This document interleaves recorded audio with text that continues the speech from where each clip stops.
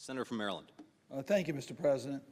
75 years ago, a brutal Russian dictator had pushed Russia to the brink of war. Soviet-sponsored coups had removed democratically elected governments in Eastern Europe. Communist revolutionaries were trying to seize control of Greece. Authoritarian forces threatened American allies across Europe. And the peace that we fought so hard to secure during World War II was in jeopardy. To meet these challenges, the United States and nations on both sides of the Atlantic that shared a democratic, free, and prosperous vision of the world came together and formed an alliance, the North Atlantic Treaty Organization, or NATO. President Truman signed the treaty along with representatives from Canada, Belgium, Denmark, France, Iceland, Italy, Luxembourg, the Netherlands, Norway, Portugal, and the United Kingdom. The heart of this treaty has always been Article 5. It states that, quote, the parties agree that an armed attack against one or more of them in Europe or North America shall be considered an attack against them all. Mr. President, despite the incredible changes we've seen in the world over the past 75 years, the NATO alliance comes together for a summit here in Washington this week. The power of our solemn promise of solidarity is just as important as ever. Vladimir Putin's invasion of Ukraine has laid bare the danger Russia once again poses to Europe.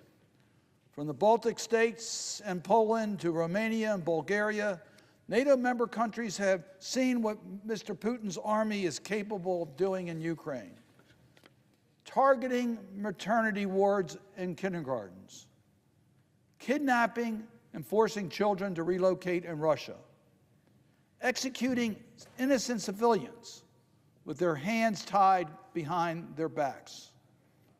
For those people living in Moscow's shadow, the only thing standing between Russia's invasion and such horrific war crimes is NATO.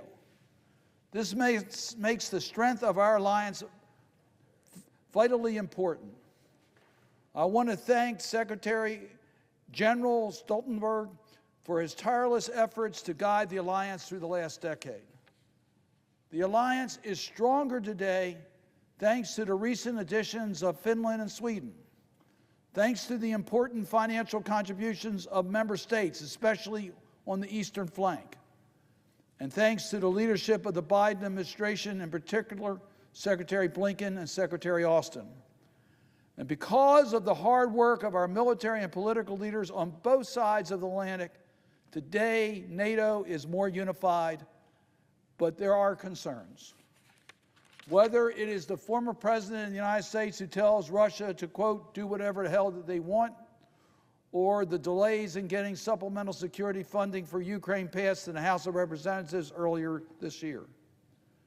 Diplomats on both sides of the Atlantic are asking legitimate questions. Where is our alliance headed? Can Putin be stopped in Ukraine? Will NATO continue to have our backs? As the chair of the Senate Foreign Relations Committee, I want to be crystal clear. The answer is and must be yes. NATO has been there for the United States in tough times, whether it's defending our skies after 9/11 or providing food and medical supplies to the people of New Orleans after Hurricane Katrina. Now, more than ever, I believe the United States must stand shoulder to shoulder with our European allies. That is why I have backed efforts to support Ukraine in its fight against Russia.